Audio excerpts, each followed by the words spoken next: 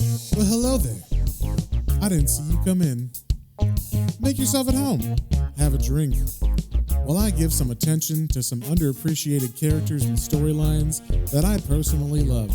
And I hope you grow to love as well. Hey there, everybody, and welcome back. Today we are reading Swamp Thing number 139. And just a little catch up on what's been going on in the last couple issues. We've seen the conclusion of the Nancy Collins run, which means that Swamp Thing is now alone. His wife has left him, and she's moved to New Orleans with a guy named Don, who's Constantine's friend. And his daughter Tefe has been taken to go live in the Parliament of Trees with Lady Jane, so she can be tutored in the ways of the elementals, so she's ready to take over when Alec Holland's Swamp Thing is either killed or retired. So we left the last issue with Swamp Thing on his hands and knees crying that he doesn't want to be left alone as he held the skeleton and remains of his daughter Tefe, because when she went into the green to go travel to the Parliament of Trees, her meaty body fell apart as her soul left it and traveled through the green. And that's where we left off on the last issue. So first things first, with issue 139, on the cover we see there is a giant swamp, and the way that the sun is reflecting off the water, it looks like it has eyes and a mouth, and there's like a tree stump or like a bank of sand that looks like the bridge of Swamp Thing's nose, so it kind of looks like Swamp Thing's face. And hovering over that face is a woman who is purple. She has like Bride of Frankenstein hair and a streak of white across her eyes, like horizontally, that also becomes part of her hair. So she's obviously not human, even though she has a somewhat female form body. And we see this issue is written by Dick Foreman with art by Rebecca Guay and Kim DeMolder. And as we turn to the first page, we all get very confused because this says that the name of this issue is called Minefields Part 2, and it says that Part 1 is continuing from Black Orchid number 5. But luckily for you, I have read Black Orchid number 5 just for this reason. And that issue is the only issue of Black Orchid I've ever read. So I literally have zero knowledge of that character, and if I get something wrong, I apologize if it's like your favorite character. But I'm just going by what I read in Black Orchid number 5 and then continuing it into this issue. So what happened in Black Orchid number 5? Basically, there's a disturbance in whatever Black Orchid's force is called, and she's trying to figure it out. And on the way there, her and her human companion, and good God, they don't mention her name at all in this entire comic. So I had to search the internet and try to figure out what this human's name was. But I eventually found out that her name is Sherilyn Summers. And I'm just going to throw this out here for any would-be writers that might be listening. But if you're doing a crossover with two different series, definitely put their names in there, probably on the first page. But anyway, Black Orchid, like I said, has found a disturbance in the green, which I guess she's kind of tied to, and she is another plant-based superhero, so that kind of makes sense. And she was flying around with her friend Sherilyn when she decided that, hey, we got to make a quick stop before they go where they were going, and that stop just happens to be Huma, because that is where she's feeling the disturbance in the force. And when they get to Louisiana, LeBeau takes them into the swamps, and right as they begin walking into Swamp Thing's kind of territory, they begin running into different things that are growing that shouldn't be. And basically, it's like things that have physically grown in the plants and trees and ground and stuff around that are part of Swamp Thing's psyche. So at first, there's a lot of biology textbooks and head busts of philosophers, things that Alec Holland would kind of be remembering, and that would be at the very bottom or the very beginning of Swamp Thing's consciousness. So as they wander around kind of aimlessly, all of a sudden they see a little construct of a dog. The construct is green, and the dog, from what I can gather, is actually supposed to be the dog from the original 7 issues of Swamp Thing, like from volume 170 Swamp Thing. And apparently that dog meant so much that Swamp Thing has made it into a construct, and it's a nice dog. So it's guiding them through the swamp so that they can get deeper and deeper into, I guess, Swamp Thing's realm, but also his consciousness. And that is what we're picking up, like directly as they're entering kind of the midpoint of his consciousness. They're getting a little deeper. The growths and everything are getting a little bit more contextualized to be specific about Swamp Thing. So we're seeing things like trees that have Tefe and Abby's faces grown into them. And as they walk, Sherilyn Summers says to Black Orchid, "Let me get this straight, Orchid. Across this bridge, we're going to find the stuff that Swamp Thing holds in his unconscious mind?" And Black Orchid replies, "Yes, and if we can interpret the symbols we find there, We may yet release him from the black state into which he has descended. I'm beginning to suspect that it's in the deeper and perhaps repressed memories of Alec Holland we'll find our answers. And Sherilyn jokes, I still don't see why he can't lie down on a couch and talk about it like everyone else has to. So the section of the swamp that they're trying to go through has a chasm, so they need to walk across a wooden grown bridge that kind of just looks like a tree branch. So the dog is just leading them on through over that tree branch. But like I said, it's a chasm, so it's kind of scary to walk across something that's only like a foot wide. And Sherilyn says, looks like our four-legged tour guide is pretty keen to get across. And Black Orchid replies, we must take care, Sherry. Remember the barriers which surrounded the left brain area? The right may well have its own defenses. So it seems that that chasm was actually the divide between the two lobes of Swamp Thing's unconscious brain. And Black Orchid number 5 was all stuff that happened in the left brain, whereas what's going on now is going to be happening in the right brain. So Black Orchid steps out onto the bridge, and she can fly, so it kind of doesn't make sense that she has to even use the bridge at all. But Sherilyn, who can't fly, definitely has a reason to be scared, and she says, sure know how to boost a girl's sense of confidence, don't you, honey? And then she takes a step out onto the bridge, so now they're walking across, and Black Orchid says, the bridge, it can feel our crossing. And Sherry says, I hope it likes us. But at that exact moment, the bridge begins to grow vines that try to surround and wrap them up. And Black Orchid says, I don't think it does, Sherry. As I feared, the bridge is attuned to only allow free passage to the symbols. It's rejecting us. And as vines wrap around Sherry and Black Orchid, of course, Black Orchid is fighting it a lot better because she's super powered and she can fly and stuff. So she's pulling against the vines. But Sherilyn, she's not super powered. She's just a human and she's becoming completely engulfed in these vines. And she says to Black Orchid, oh, geez, doesn't it know we're trying to help? And as Black Orchid struggles against the vine, she says, apparently not. But the vines begin to snap against her resistance, and then she's able to free herself and grab hold of Sherilyn. And once she does that, the vines, I guess because they're not walking on the bridge anymore, let her go. And as Sherilyn gets pulled free, she says, oh, it's letting go. It thinks it got rid of us.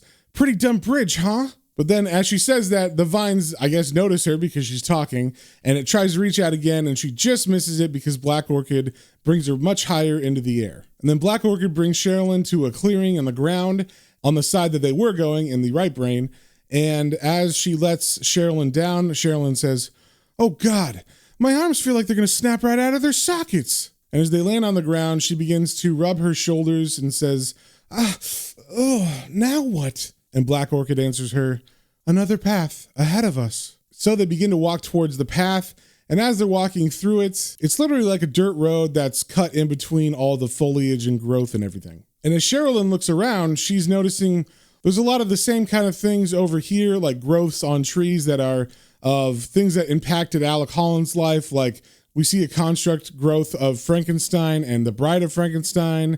We see a Dolly-style clock that's like melting.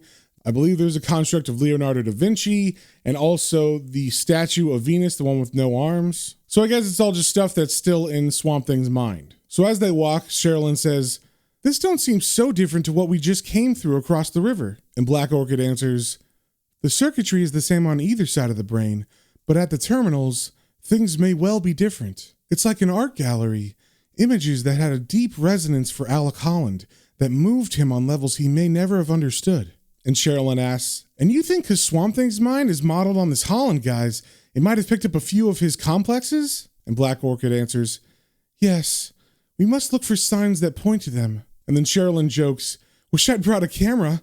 No one will believe all this. But she's quickly reprimanded by Black Orchid saying, but would you like the contents of your mind photographed? And then I guess because they were like lagging, the dog just kind of disapparates and his body falls apart into a bunch of leaves. And Sherilyn says, hey, what happened to the pooch?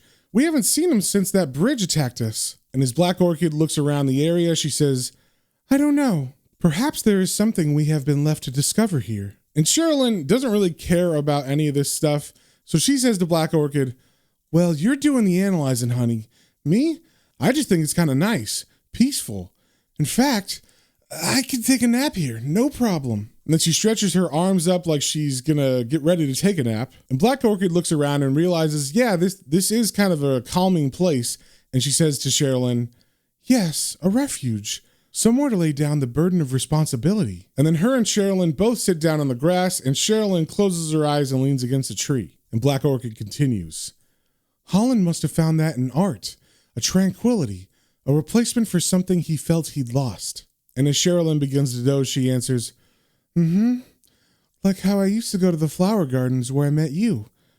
Always used to chill me out. And as Sherilyn dozes off, Black Orchid says, there is a conflict between the adolescent's urge to confront reality, to take an active role in human affairs, and the desire for retreat, for nurture, the mother's breast. Is that the loss that Holland could never learn to accept? And then Sherilyn snores, as if to answer Black Orchid, and Black Orchid continues. Some of the images we've encountered, the fruiting memories of women in his life, Abby, Jane, Linda, and the woman who might have been his mother. And then all of a sudden, something begins to approach. We don't see what it is, but we see its shadow fall over Black Orchid, and she says, Sherry, I think I see a... Sherry, wake up! And as we turn the page, we see what Black Orchid was seeing, and this thing looks exactly like Anton Arcane from issue 10 of the original volume 1 of Swamp Thing, after he came back from death the first time and he had a new body. So as Cheryl wakes up, that's what she sees, this zombie-looking monster creature that looks exactly like Anton Arcane, and she says, huh? What? Oh, God! And this isn't the first time they've run into this Anton Arcane construct, but the last time they did, it was in Black Orchid number 5, and it fell apart fairly quickly, and Sherilyn continues, it's him again, the one the other creature turned into. You think it'll fall apart like that one did, or... And Black Orchid cuts in saying, perhaps. I suspect a more deeply seated entity is about to be revealed to us. Holland's image of the adversary. And Cheryl replies, yeah, maybe it will, if the damn thing doesn't eat us first. But we can already see that the body of this Anton construct is definitely falling apart. It's like sloughing off.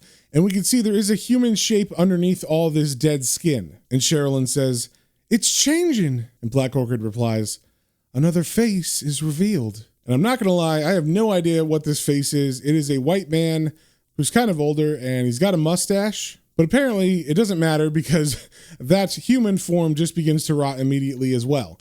And as it does, Sherry says, it's just rotting away again. But behind her, we can see that the plant life has kind of changed. Now behind them, we can see what were once plants with flowers. The flowers have now turned into mouths that are dripping blood, or maybe just salivating red. So Sherilyn and Black Orchid take off because it's kind of scary. And Sherilyn says, now what? And Black Orchid replies, hunger, one of the basic human drives. We seem to have reached the id. And as they're running, they realize that the pathway that they were following is leading straight to more of these hungry flowers. So they pause for a second because they're like, maybe we shouldn't go into the death by plant area. And then Sherilyn looks and she sees the dog. And now instead of being green, it looks like a normal dog.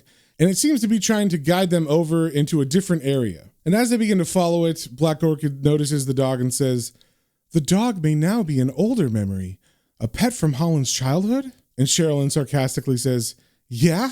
Well, guess it's lucky he didn't have a stick insect like I used to. So the dog leads them into this mountainside where there is a cave, and the outside of the cave is shaped like a female's lips that are wide open, like they're about to eat or they're singing, and they just walk right into it. And as they get inside, we see that the walls are lined with lots and lots of breasts and shapes that look a lot like vaginas and penises. So possibly the lips to this cave weren't exactly open for food or singing. And as Sherilyn looks around, she says, this one you don't have to tell me. The sex drive, right? And Black Orchid replies, Holland's libido. How fascinating. And as Sherilyn looks at the walls as they're walking, she's noticing that they're completely covered with breasts, and she pauses and says, I see what you mean about mom's jugs. I guess Alec must have been a serious tit man. But they're hanging around a little bit too long in here because the dog is pretty far ahead, and Sherilyn says, hey, let's get out of here, huh? It feels like it's all starting to writhe. So they walk through the cave, and they get to the other side, where it opens up into a grove, and as they walk into it, they see the grove is full of different versions of swamp things that are all fighting each other. And Sherilyn says, now what? And Black Orchid says, embodiments of aggression, himself as the eternal warrior. How very masculine. But they seem preoccupied with fighting one another. if we're careful. And then Sherilyn cuts her off as she walks by saying, "Gotcha, Blackie. It's like a bar brawl. All you got to do is duck and dive. And watch out for the lunkheads." So that's what they do. They just kind of worm their way through these different fights that are happening between the different Swamp Thing constructs. So as they make it out, Sherilyn says, "Whew, what do you make of that?" And Black Orchid replies, "Well, I'll tell you if you promise not to fall asleep on me this time." And after seeing that big fight, Sherilyn says, "Hey, I'm hyper, believe me." So Black Orchid explains, "When we arrived here, you spoke of Gotham City and what the Swamp Thing once did there. I think we've just seen the powerhouse behind that. The action was godlike, the motivation all too human." And Sherilyn replies, "So the Swamp Thing is still acting out Holland's hangups? But why? How did he get those hangups in the first place?" And as Black Orchid moves past her down another path, she says, "That we must find out." Then she walks by some trees that have some more growths on them that look like memories from Alec's childhood. And we see one of them is of a mother breastfeeding her baby. And Black Orchid sees this and says, "More memories. Perhaps we'll find some answers here." And Sherilyn looks closer at the breastfeeding mother and says, "I guess this kind of confirms things. It's got to be Holland's mom. You know, I could start to feel broody just looking at this." Then Black Orchid sees something else that's growing out of another tree and she says, and over here." As they walk towards it, we see what looks like a father figure writing on a desk. And this is just growing out of a tree. It's a very detailed growth. And Sherilyn sees it and says, "Pop? The face we saw on the, And Black Orchid cuts in, "The adversary, yes. Did he see his father in each of his foes? I wonder." We also see behind another part of that tree where his father's growth is the growth of a little boy who's standing and kind of hiding behind the dad. Maybe kind of suggesting that he was an abused kid or maybe just a left alone kid. And as Cheryl looks at it, she says, "So the old man was a scientist too?" And Black Orchid replies, "But distant, distracted in his work, ignoring the child. Assembled here is the axis around which the twined minds of Alec Holland and Swamp Thing have spun." Then she walks over to another tree that also has a growth, and that growth is of the woman from the breastfeeding growth. Now she's in a coffin and she's dead. And Black Orchid says, "And here the mother lies dead, though still young. And death is the end, the exit, the stencil. The boy is left alone. Deprived of comfort, he withdraws, hides away in his bed and will not leave it. In agony, he dives down into the deep, in murky waters of himself, seeking that refuge. And he finds the intellect in science and also in art. He builds a false self in which all the aggression, born of his deep sense of loss, is channeled into competition with his father, the adversary." Then she sees another growth of two young people kissing, and this is probably supposed to be Alec and Linda Holland. And Black Orchid continues analyzing this, saying, "Then he meets Linda, another scientist, in every way his equal. Even her work is in the same field. As they fall in love, he begins to open, to heal. But then..." And at that moment, Black Orchid is cut off by Cheryl saying, Orchid, we've got company." And as we turn the page, we get the reveal that there's a giant Swamp Thing walking around this area. And as it walks, we see that it's also holding the leash that goes to a toy dog. And the dog is like rolling around. It doesn't have legs, it's got wheels. But the giant Swamp Thing does take notice of him as Cheryl says, Is it him? Have we found him?" And Black Orchid says, "I don't know." And the Swamp Thing looks at them and says, "Silence. I have heard enough. You who would dare to judge a god shall now in turn be judged. Let the false memories burn, as once Alec Holland burned." And then he shoots a beam of fire from his hand at the trees that had all the growths of Alec Holland memories on them. And as they explode into flames, Cheryl says, "Geez, this is getting out of hand." And Swamp Thing looks down at her and says, "Let it be known that I am a fair god, that I permit the damned a chance to justify themselves. Speak now if you seek mitigation." And as Cheryl stares at him, she says, "I don't believe I'm hearing this. Listen, mister, just because you're tall, that don't give you the right to come on all high and mighty. I mean, give me a break." And Swamp Thing looks at her very angrily and says, "You would dare speak thus to one who holds power over the very fabric of nature?" And then vines begin to come up from the ground and wrap around her legs and arms. And as they do, she says, geez. Hey, look, I didn't mean anything. Just kidding. Hey, you know." And then vines slap around her mouth to shut her up. And Black Orchid is just standing there watching this, and she turns to Swamp Thing and says, "This is your justice?" And Swamp Thing replies, "My moral code is a matter of the profoundest integrity. I cannot expect my actions to be comprehended by lesser beings, not even you." And while he's talking, Sherilyn is just moving around on the ground trying to break herself free, but she can't. And Black Orchid says, "Well, why don't you continue? You've made her helpless. Why don't you rip off her clothing? Why don't you expose those tender, fleshy breasts you're longing to see?" And Swamp Thing definitely gets thrown by this. He says, "What? You are mistaken. I am a higher being. Such vile cravings are beneath my contempt." And Black Orchid looks him straight in the eyes and says, "Really? I don't think so. You are as much a part of Alec Holland as the memories you try to dismiss. You are closer to the id than you think." And to this, Swamp Thing yells, "No, that's not true. I am the arbitrator.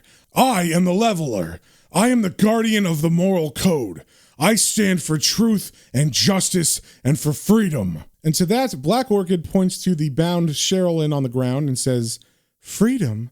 On a leash?" And then Swamp Thing looks down at the leash that he's holding from the toy dog and also at Sherilyn, and he says, "Bah, you women." And then he throws the leash on the ground, and as he walks away, he says, "You always have to have the last word." And then he walks off sulking into the distance. And Black Orchid goes over to Sherilyn and begins to tear the vines off of her. And as she removes the gag, Sherilyn says, "Oh, thanks. Just what was that all about?" And as Black Orchid helps her up, she says, "That was Holland's superego." And Sherilyn replies, "Superego? Yeah, that figures." And Black Orchid continues, "Amidst all the unresolved complexes Holland has bequeathed, that part of him has identified itself with the Swamp Thing." And Cheryl says, "So it's a bit of him that isn't him, but thinks it's him, even though he is him and it isn't. Is any of this making sense? I ain't too sure it is." And as Sherilyn talks, Black Orchid is thinking, and she says, "Enough of it is. If we could only find a way to reach him now, to recall him to consciousness." And right as she says this, all of a sudden, the toy dog that the superego Swamp Thing was holding comes to life, and it begins moving and kind of like it's going to guide them, just like the previous dogs were doing before. And as the dog moves ahead of them, we can hear that the wheels are super squeaky, and Sherilyn comments, "You know, that thing could really use some oil." And Black Orchid says, "No, the sound is part of the memory that formed it. It's part of the design." And Sherilyn says, "Aw, that's so sad. That little boy, his mom died and his dad's all locked away with his test tubes and shit. And all he's got for company is this creaking little dog. No wonder his superego's so damn cranky." Then Black Orchid says to her, "Sherry, when you think of dogs, what else do you think of? What comes into your mind?" And Sherilyn says, "Big, staring, trusting eyes? Getting all excited about going for walks? Loyalty, I guess? You know, the faithful friend stuff." And as they're talking, we see the dog moving towards a steaming pool of water. And Cheryl says, "Where's the little rascal taking us now? God, that stuff in there, it looks real slimy." And as they approach the water, Black Orchid says, "Yes, some sort of pure vegetable protoplasm." And then the dog just falls directly into the water and begins splashing around. And when it pops back up, we see it's turning into a bird. And then it falls down into the water again, and then it's turning into the Red Baron style airplane from like World War I. And then it's falling down again, and it's turning into a tank. And Black Orchid and Sherilyn are just watching this, and Sherilyn says, "First that bird shape, now this. What gives here?" And Black Orchid replies, "Free association, a spring to supply the stream of consciousness." And Sherilyn says, "So what are we going to do? Sit here till it free associates an alarm clock and wakes himself up?" And then Black Orchid stands up and then dives right into the water. And Sherilyn cries after her, "Hey, no, you don't know what that stuff really is." Well, maybe you do." Then the pool of water begins to drain, and Black Orchid hasn't surfaced yet, so Sherilyn gets kind of worried, so she begins to crawl down the muddy banks that are revealed as the water retreats. And the water eventually gets down all the way to the very bottom, and we see that Black Orchid is laying there, and she's face down in the water, and Sherilyn, of course, is very nervous about this and says, "Blackie, are you all right?" And then she runs over to Black Orchid and tries to help her up, and Black Orchid says, "Yes, and the Swamp Thing has been wakened. He is about to rejoin us." And then they start to hear a bunch of noises as Swamp Thing begins to grow his body at the bottom of this little lake. And we see the body he's grown is of the grunge Swamp Thing. So he's got his spiky body again and his super long hair. And he looks at them and says, "Who dares to arouse me when I have sought only oblivion?" And Black Orchid and Sherilyn aren't intimidated at all. They actually begin to laugh at him. And he says, What? What is so funny?" And Sherilyn replies, You sound just like your superego." And Swamp Thing says, "My superego? Black Orchid, I recognize you now. So much has happened since we last met. So much has been lost." And then, as if all the memories come flooding back to him, Swamp Thing falls to the ground on his knees, and he holds his head in his hands and says, "So very much." And then Black Orchid comes over to him and gives him a big hug and says, "Perhaps you would like to talk about it." But we don't see any of that conversation. We actually turn the page and we cut to the aftermath of that conversation, where Black Orchid and Cheryl are just talking about what all happened as they sit outside of the drained little pond. And Swamp Thing is nowhere to be found. And Cheryl says, "So where is he?" And Black Orchid replies, "When dawn came, he went to view what's left of his mind's creations." And I guess it's been like a whole day and night, because now it seems that it is nighttime. So Sherilyn says to Black Orchid, "Last night? That was about the weirdest counseling session I ever saw." And Black Orchid replies, "He still has much to resolve." And Sherilyn says, "After his family left him, I don't understand what happened. Exactly what did he do?" And Black Orchid replies, "What he said. He sought oblivion. He retreated to this remote part of the swamplands and sought to merge with the green, to cease all thought, acting out the death wish of a man already dead. Of course, he'd accepted Holland's death years ago, but in his unconscious, Holland lives on.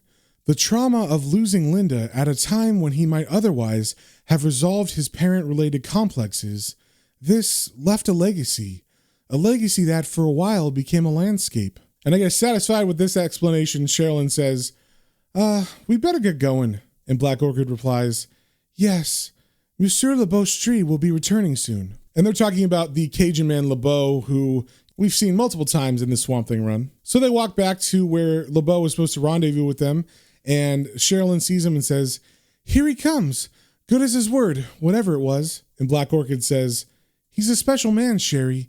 He knew what needed to be done and what part we could take in the process." Then LeBeau arrives and he says, hello to them, and they get in, and he says, "Have you found him, LeBongumbo?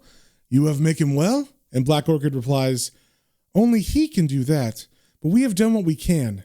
And thank you, monsieur, for your help." And then as LeBeau and them get in the boat and then they start to move, Sherilyn says to Black Orchid, "Hey, what about the dog? You haven't told me what the dog was supposed to be." And Black Orchid replies, "You told me that, Sherry. It was his symbol for faith, the part of him that sought to cure the malady." And Sherilyn says, "So, in a way, he was already trying to sort himself out. He just needed a friend to help him along. Still, he must be feeling pretty weird now, wandering about amongst all that stuff he didn't even know he made." And as they float off into the horizon, Black Orchid says to Sherilyn, "He will no doubt find it unsettling, but I told him what to look for. By the time the natural order is restored here, he will make sense of it in his own manner." And as we turn to the last page, we see Swamp Thing walking around all the different areas in the swamp that his subconscious has conformed to all his memories. And Black Orchid's talking continues as narration over these panels, and she says, "And I have told him this, that so long as the planet endures, there is one mother who never deserts us. However mortals come and go, one mother who is constant, and in whose embrace we are nurtured for all of our lifetimes." And in the last couple panels, we see Swamp Thing look up at a tree that has Abby and Tefe and Lady Jane's face growing in it, and he sees there's a flower on it, and he picks it, and he looks at it.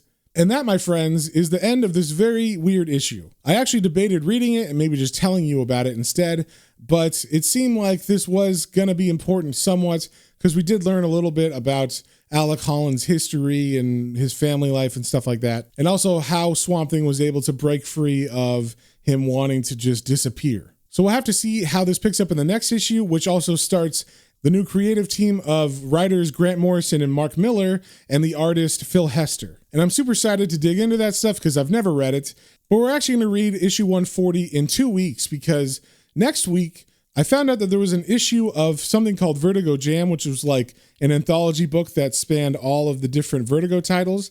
And in it, there is an original Nancy Collins story where Swamp Thing is still working through some of his trauma and stuff in that issue. So I'm going to read that for next week, and then the week after that, we'll start issue 140. So if you guys have any comments, questions, or suggestions, you can email me at planestrains.and-comicbooks, all one word, @gmail.com.